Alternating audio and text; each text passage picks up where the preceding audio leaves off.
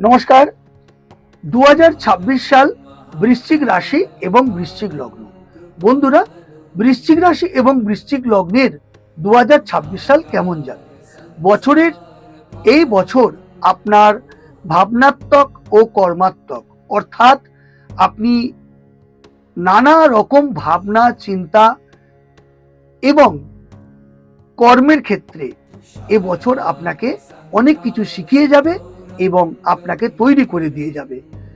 কখনো বা আপনার কর্মস্থানে সংঘর্ষ, কখনো বা আপনার পরিবার ও সম্পর্কের মধ্যে চিড় ধরা, দূরত্ব তৈরি হওয়া আপনাকে বিব্রত ও অশান্ত করে তুলবে। শনি আপনার 4th হাউসে থাকার জন্য ইচ্ছা পূরণের পথে বাধা হতে পারে, তবে 5th হাউসের পর থেকে 5th মের পর থেকে বৃহস্পতি তুঙ্গ স্থানে অর্থাৎ কর্কট রাশিতে অবস্থান করার পর গৃহ এবং বাহন যোগ তৈরি হচ্ছে।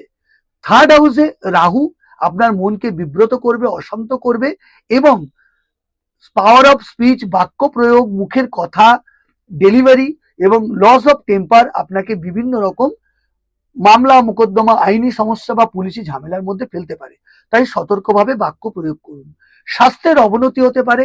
আয় ভালো হলেও ব্যয় প্রচন্ডভাবে বৃদ্ধি হবে। ঋণ সংক্রান্ত ব্যাপারে আপনি জর্জরিত হতে পারেন বা সমস্যায় পড়তে পারেন। 5th মের পর থেকে বৃহস্পতি আপনাকে কেরিয়ার দেবে এবং কেরিয়ারে নতুন দায়িত্ব, নতুন প্রজেক্ট, সেলফ আইডেন্টিফিকেশন দেবে, আপনার নতুন পেহচান দেবে এবং দূর যাত্রা বা বিদেশ যাত্রা দিতে পারে। আপনার ভাগ্যে একটা নতুন দিশা তৈরি হবে।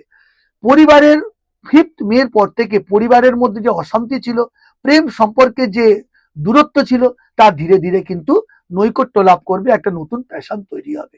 তাই আপনার ধৈর্য এবং কঠোর পরিশ্রম এবছর আপনাকে ছুঁড়ে ফেলে দেবে না, বরং মজবুত তৈরি করবে। জয়।